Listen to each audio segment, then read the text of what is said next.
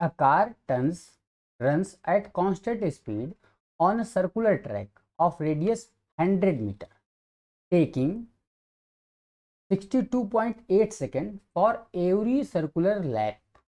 The average velocity and average speed for each circular lap. अब सबसे पहले तो आपको एक सर्किल के बारे में समझना चाहिए।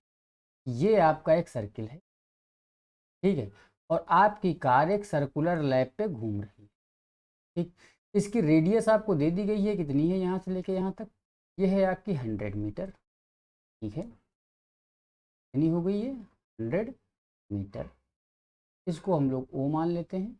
अब आप सोचो कि अगर आपने यहाँ से चलना स्टार्ट किया, ठीक है, और वापस आप घूमते घूमते घूमते घूमते घूमते घूमते पूरा एंटी क्लॉकवाइज घूमते हुए आप फाइनली कहाँ पे पहुँच गए?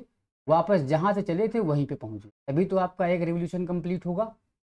जब आप वहीं पे वापस पहुँच जाओगे तो आपका डिस्प्लेसमेंट क्या?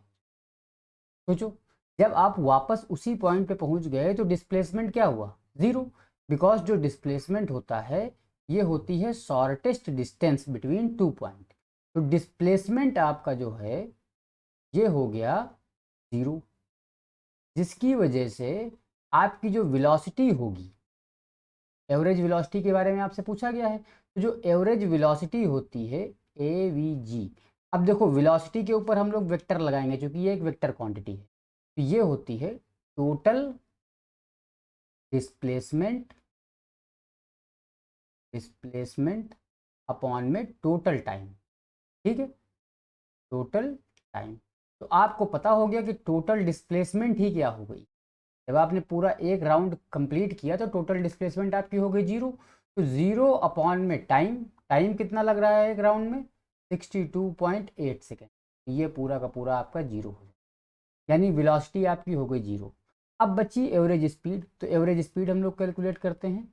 एवरेज स्पीड जब भी हम लोग लिखेंगे तो इसके ऊपर वेक्टर नहीं लगाएंगे क्योंकि ये स्केलर क्वांटिटी होती है। ये होता है टोटल डिस्टेंस। अब देखो ये होगा डिस्टेंस, ठीक है, अपॉन में टोटल टाइम, ठीक है, तो टोटल टाइम। अब सोच के देखो कि आपने डिस्टेंस कितनी ट्रेवल करी। जब आप इस पॉइंट से चलना स्टार्ट करते हो तो आप एक्चुअल में इसकी सरकमफेरेंस पे चलते हो, तो इसका जितना सरकमफेरेंस होगा उतनी ही डिस्टेंस आपने ट्रेवल करी होगी एक कंप्लीट सर्किल, एक कंप्लीट साइकिल में।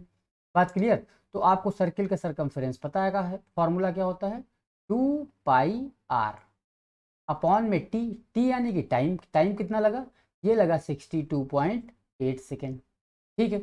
अब वैल्यूज रख लेते हैं सबकी, तो 2 को 2 रहने दो, पाई की वैल्यू आ जाएगी 3.14 इंटू आर बोले तो 100 अपॉन में 62.8। बात क्लियर?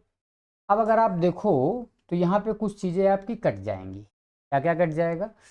अगर हम एक जीरो ये कट करें तो इस डेसिमल को नीचे की तरफ एक डिजिट और शिफ्ट कर सकते हैं, और 3.14 टू जा 6.28, 2 टाइम्स में कट गया, और इस 2 से ये 2 कट गया, तो आपकी जो एवरेज स्पीड आ गई वो सीधे सीधे 10 मीटर पर सेकेंड। बात क्लियर? ये आ गई वी एवरेज। देखने में लग रहा था कि कैलकुलेशन ज़्यादा होगी, लेकिन कैलकुलेशन बहुत ही सिंपल थी। तो आप ऑप्शन में देख लो कहाँ पे एवरेज वेलोसिटी आपकी जीरो आई हुई है और एवरेज स्पीड आपकी 10 मीटर पर सेकेंड। तो आपका ऑप्शन सी करेक्ट ऑप्शन हो जाए। होप कि ये क्वेश्चन आप सभी को समझ में आ गया होगा। तो बढ़ते हैं नेक्स्ट क्वेश्चन।